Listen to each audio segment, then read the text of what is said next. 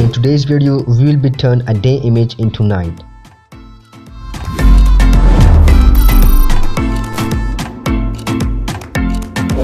So first of all, let's create a curves adjustment layer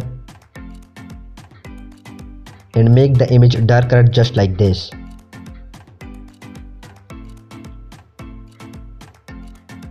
Collapse the property panel and create new color lookup adjustment layer. Click on this drop down menu and select this moonlight preset.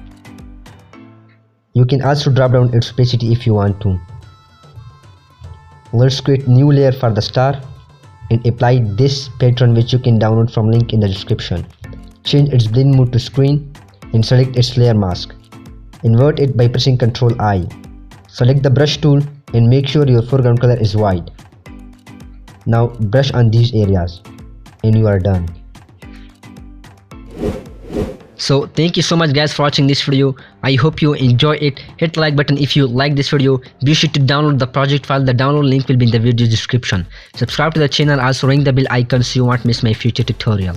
I'll be catch you in my next video. Till then, peace.